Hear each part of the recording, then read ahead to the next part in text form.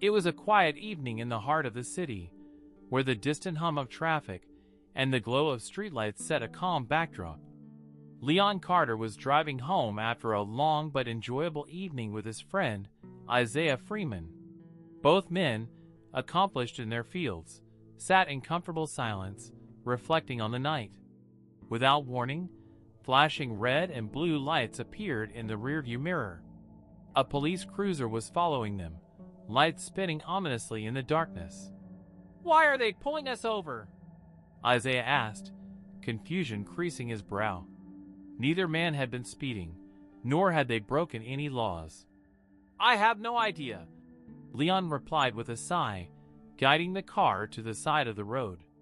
Though he was a man of stature and respect, Leon knew all too well the precarious position he was in. He had faced unwarranted scrutiny before, and tonight felt no different. Two police officers approached the vehicle.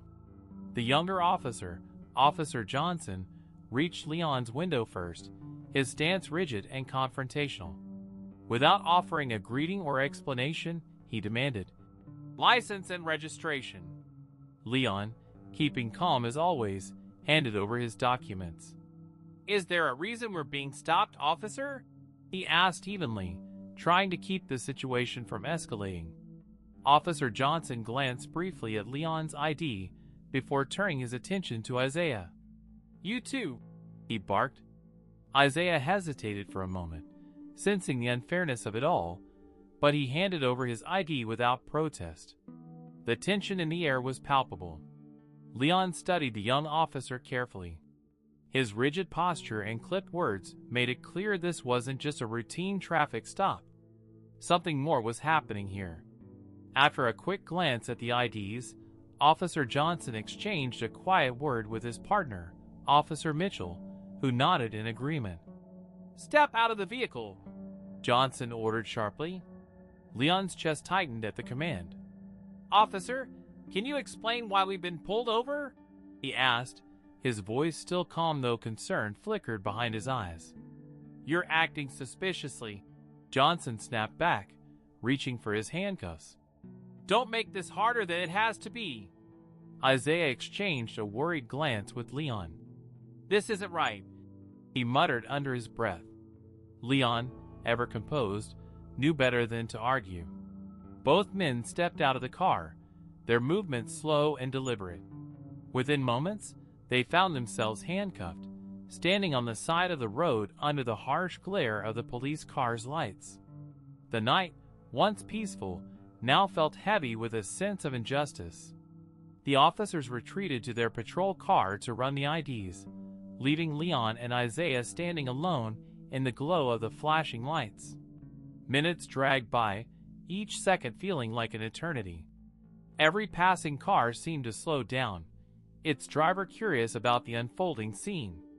Isaiah broke the silence. "Why us, man?" he asked, frustration edging his voice. "We didn't do anything wrong." Leon shook his head, his gaze fixed on the patrol car. "I don't know, but this doesn't feel right at all." Before they could discuss further, Officer Johnson and Mitchell returned, their expressions unreadable.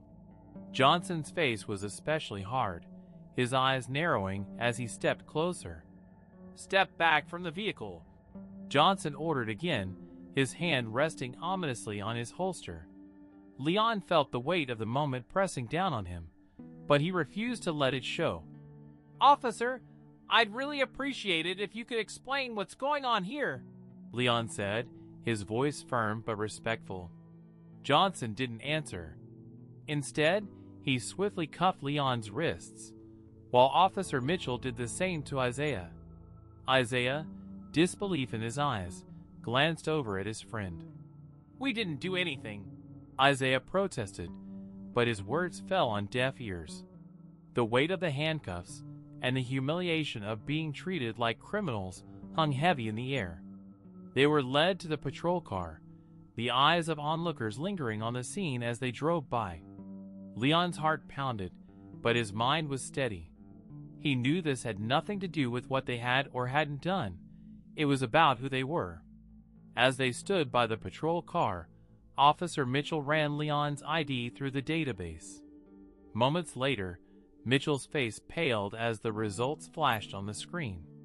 He turned sharply to Johnson. Do you know who that is? Mitchell whispered urgently. Johnson frowned. No, who cares? They fit the description. Mitchell swallowed hard, his voice barely above a whisper. That's Leon Carter. He's a judge. A federal judge. Johnson's face drained of color. His fingers tightened on his flashlight, the realization of his mistake sinking in. With a nod to Mitchell, the two officers hurried back to the handcuffed men, fumbling with their keys to release them. I'm so sorry, sir. We had no idea, Mitchell stammered as he unclasped Leon's cuffs. It was a misunderstanding. Leon rubbed his wrists, his gaze unwavering. His disappointment was palpable, more piercing than any words of anger could have been. That's the problem, Leon said quietly, his tone controlled but powerful. You didn't even bother to ask. Isaiah, now free as well, stepped forward. If this is how you treat someone like him, he said, nodding toward Leon, what about the rest of us?